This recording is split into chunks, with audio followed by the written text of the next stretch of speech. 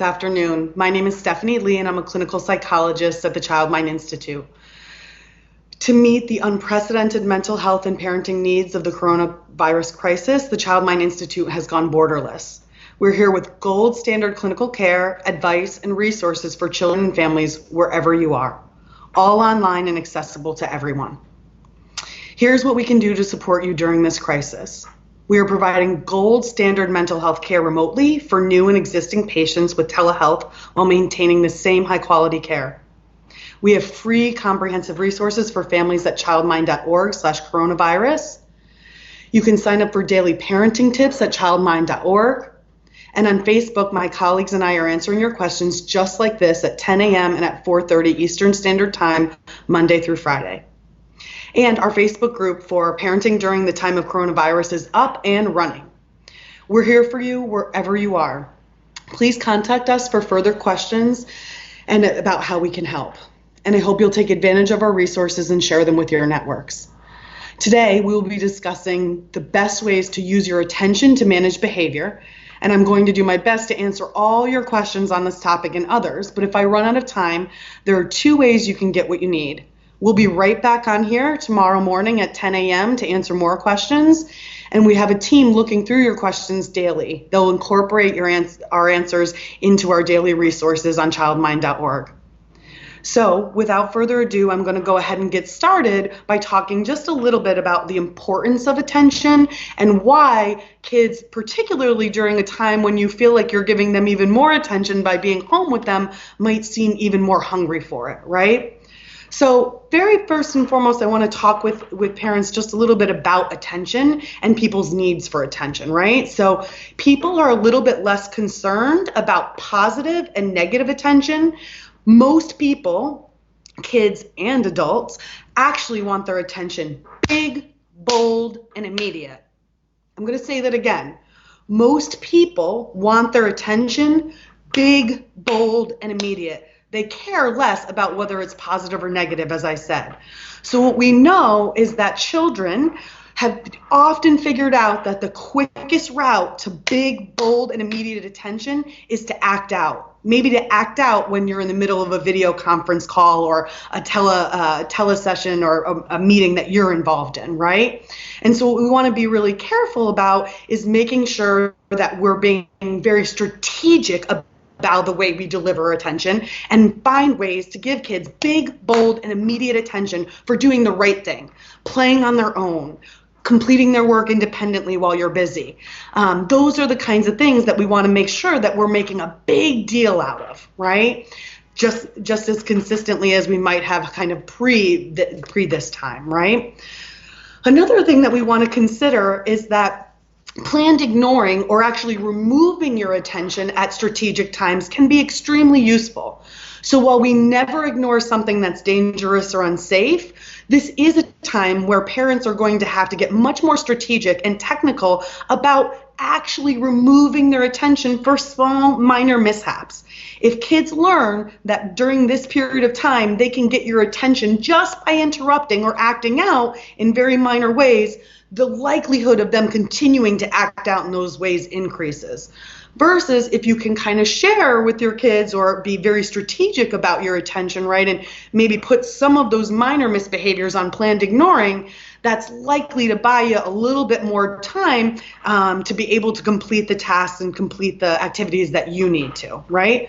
So in kind of summary here, what we want to make sure that we're doing is providing kids with big, bold, and immediate attention when they do the right things, and we want to try to ignore and put less attention towards those minor misbehaviors, right? Something that parents were asking a lot about in the earlier feeds and earlier in our Facebook Lives across last week was kind of the best ways to play with their child to increase the life their child will attend to the play, and particularly when we're playing with things that aren't screens or are not technology, right? And so there are some things, I'm going to talk just a little bit about the best ways to play with use your attention and play with young kids, and then we're going to talk a little bit about how to do that with older So for younger kids, let's say ages 2 to 8, 9, 10, that age range, right? What we want to try to do is use our attention very strategically in play and actually let our kids lead the play. Again, as long as they're we want to kind of let our kids be in the driver's seat when it comes to play. If they're playing a little silly, but it's appropriate or not dangerous or unsafe, I'd say go with it, right? So when you're playing with the farm set and your child decides to put the cow, on top of the farm and you're thinking, that's not where the cow goes, go with it, right? Let them lead. Let them be a little bit silly. Let them have an opportunity to kind of be able to be creative in this play, right? There are some things parents can do with their attention, as I said, during this play. And the very first is to use a high rate of praise. Any kind of praise is great when we're playing with kids and attending with kids, but there's two different praise, which is things like good job, way to go, great, like good playing, right? And then there's labeled praise where we literally tell the child what it is about their play that we like. So thanks for playing so gently, or I love the way you were sharing your toys with me and your sister, or I love the way that you put the cow inside the barn. That was such a smart idea, right? So as I said, any kind of praise is good, but the more we label our praises, the more kids are going to know what it is about their behavior that we like. So any kind of praise works. As I said, if people say, Stephanie or no, or Dr. Lee, you look good, I'm going to feel good. If they say, Dr. Lee, you look good in a, in a silver chain, I'm going to go buy more silver chains, right? So labeled praise works for everyone. Another thing that we want to use during our play with young kids is behavioral descriptions, or literally being a sportscaster of our kids' hands. Research would suggest that this actually increases a child's attention to play, and during these times, that can be incredibly helpful in terms of buying parents a little more time and engaging kids around an activity, particularly for kids who might have some attentional difficulties. We know that behavioral descriptions, again, just literally being a sportscaster of what your child's hands are doing, can go a long way. If you're not used to playing with your child in this way, it can kind of feel a little bit funny at first to be describing what they're doing. You're picking up the red block, you're putting the yellow one on top of the red one. But remember, we can teach young kids through behavioral descriptions and increase their attention and focus just by using those behavioral descriptions. Lastly, it's important when we're playing with kids and using our attention strategically with young kids to make sure that we give them the feeling that we're enjoying this, right? That we're providing them with excitement and enthusiasm. And even if it's not the play that's most exciting to us, right? We know that young kids really like a lot of imitation, or they like to do a lot of repetitive play like peekaboo or putting the toy in the exact same bin over and over again, right? Even if you don't find that particularly thrilling, and particularly thrilling after you've maybe had a long day, the more you can conjure up some excitement and some enthusiasm, the longer your kids are going to attend and the more they're going to enjoy that play as well. When we think about joining with our older kids and our adolescents and kind of using our attention strategically for those kids, we also want to think about joining them where they're at and finding preferred activities that they're enjoying and really kind of, like I said, letting them be in the lead again. So this would be a great time to find out what your adolescent's favorite book is or their favorite game, and to join them to play that game or to read a chapter in that book with them. And maybe we don't wait for them to invite you over. Maybe you just kind of ask and insert yourself in that way, right? We also want to make sure that we're playing games and using, again, our attention strategically with older kids in a way that feels meaningful to them, right? So if you're familiar with the game Two Truths and a Lie, where you say 3 statements and then your teenager has to figure out which 2 statements were truthful and then which one you were exaggerating about, right? This could be a really great opportunity to share things about your own past or about your own history or own family that might not have typically been part of your day-to-day discussion, but that teenagers and adolescents are often incredibly hungry for and interested in learning more about. So maybe this is a great time to start a time capsule, or to again, tell them old stories, or to kind of start to write a diary yourself and to start to share some excerpts with your things that I think are, again, ways that we can use our attention in a very strategic way during these challenging times. So it looks like we have a couple more questions coming in, and I'm going to go ahead and read some of those and see if we can answer some of those.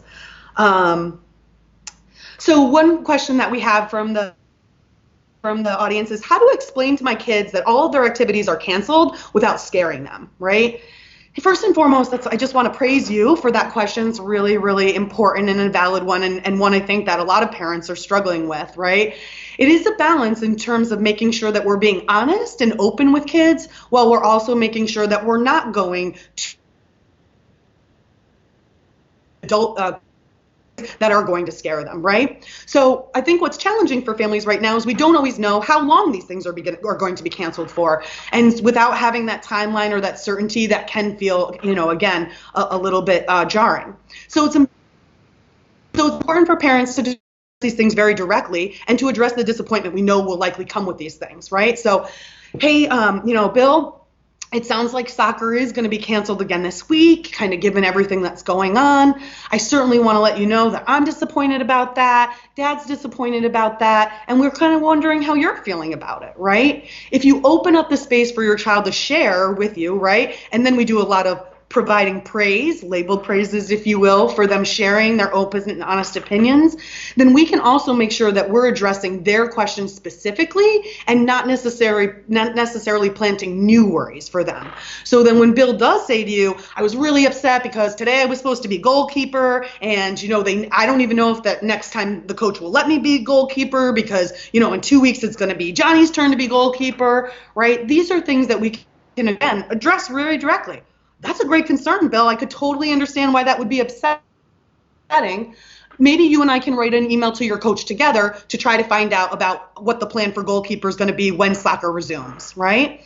Keeping in mind that sometimes kids are going to be thinking about these things in the same way we are and going to have the same worries we are. And then sometimes they're going to have their own little kid worries about these things. And so we want to make sure that we're addressing their specific concerns by allowing them an opportunity to share those things very directly with us.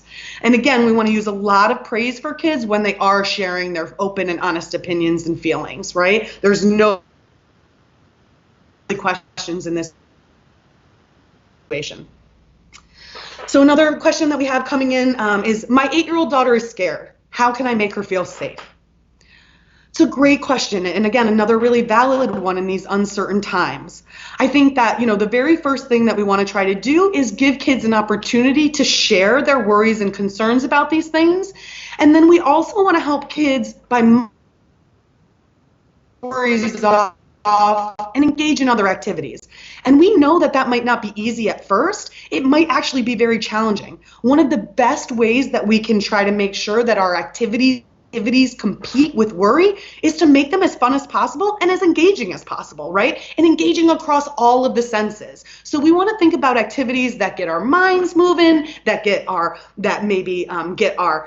of our senses moving. So our auditory, our visual, kind of our olfactory senses, all of those kinds of things. So if your 8-year-old likes to bake, this might be a great time to kind of get those recipes out and see if you can engage her around making some cookies or making a new cake with special ganache that is going to take a lot of brain power. If your brain power is busy with something else, then it can't be worrying at the same time. And we can actively tell kids that that's okay. We're engaging in distraction as an active way of making sure that we don't continue to worry about things that we're not going to be able to change, right? We also want to make sure that your 8-year-old is well aware that all of the adults actually in the world right now are thinking about and working on these things. And so while that can seem a little bit scary at first, we want to make sure that we're putting a really hopeful spin on that, right? That everyone's working together, collaborating to come up with the best solutions during a challenging time. So just like we've talked about in the other Facebook Lives, and I know a lot of my colleagues have mirrored these kinds of sentiments, right? When a kid is anxious or when an adult's anxious, we want to use the 2 E's. We want to be empathic, validating their experience, praising them, thanking them for telling you about their feelings, and then encouraging, right? We want to move them along and make sure that they understand that we do have the potential to work through these things together, right? Great question. Another question here coming in is, I would love some tips for keeping my kids engaged in their schoolwork while at home. Well, I think that my colleague, Dr. Ken Schuster, was on earlier this morning, kind of talking about kind of some ways to keep your child organized and engaged in their school. I know Dr. Schuster even spoke earlier today about the fact that, teachers receive a lot of training to do these things, and now parents are kind of thrown in with what they feel like is very little training, right?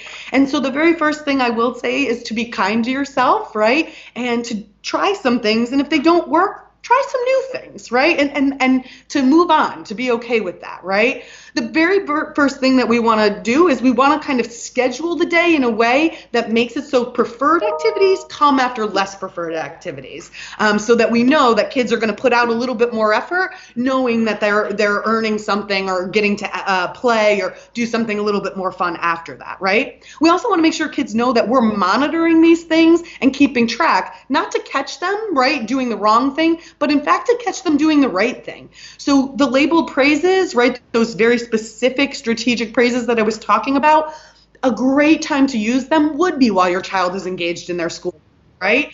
And in fact, what we know is that providing labeled praises or praise at a very high rate can keep a kid on pace and can keep them a little bit more involved in those activities. When you're using labeled praises, you want to use praises that are specific to the child's activities, right?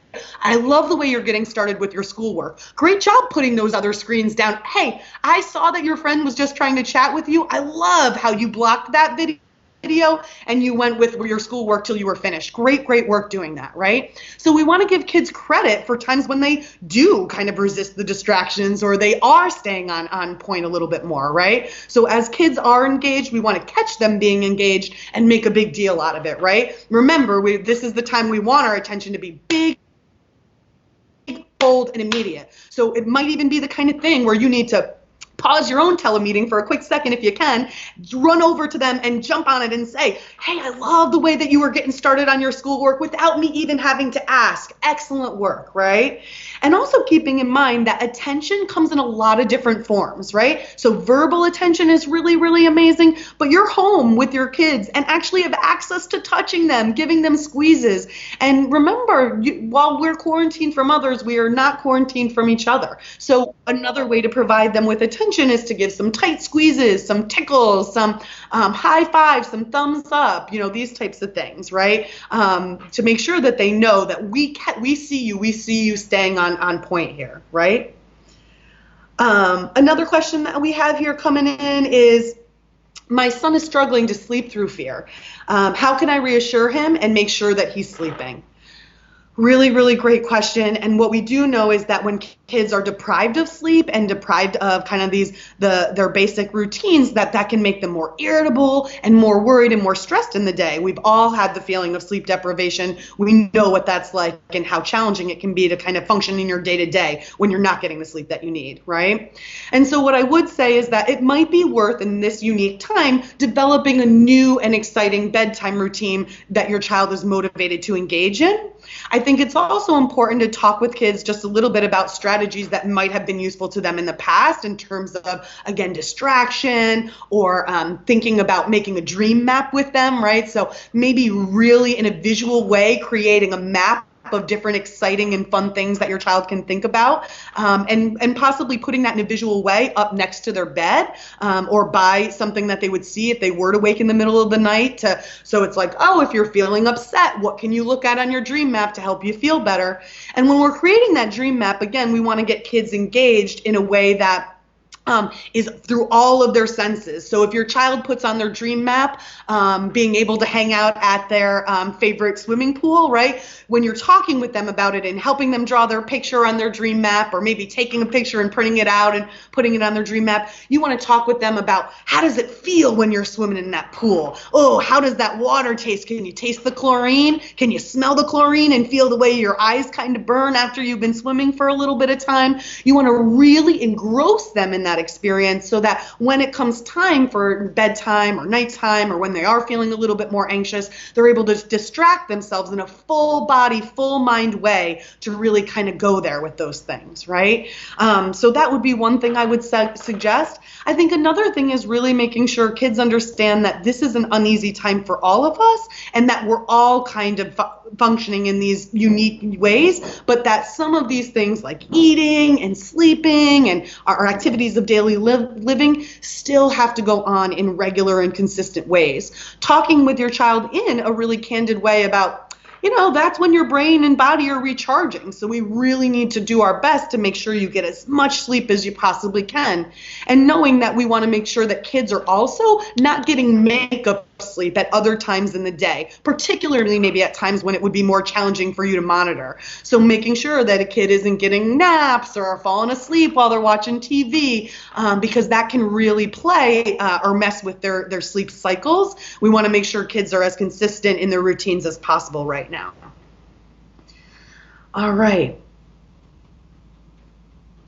So one of our last questions here, I think, is do I have any tips for kids who have experienced scary things in their life before, like kids who are in foster care or may have had some traumatic events in their life previously, right? And so absolutely, this is something that we want to be really mindful that kids who have previously been impacted by these things might have a more unique or more intense or more severe experience of the current situation, right?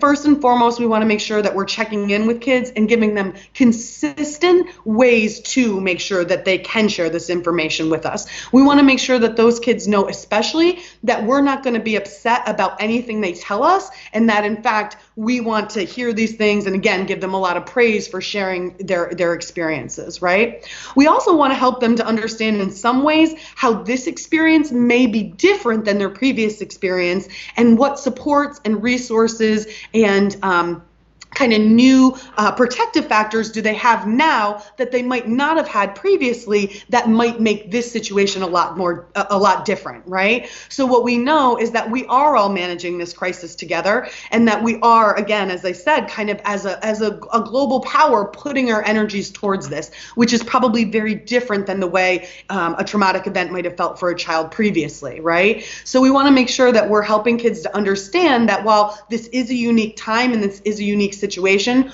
we're all doing our best together to work through these things collaboratively. I think that we also want to make sure that kids who are sharing these types of these concerns and are bringing them to adults' attention are, if in fact, reaching out to any mental health professionals that they may have had opportunities to engage with previously. If your child had previously been in a course of therapy and that had, terminated or resulted in kind of a positive ending, right? It may be worth talking to your child about whether or not they'd like to talk with that person again now, or revisit some type of some of the supports that may have been in place for them previously, right? So things that once were helpful can definitely be helpful again in this situation in maybe a slightly different way.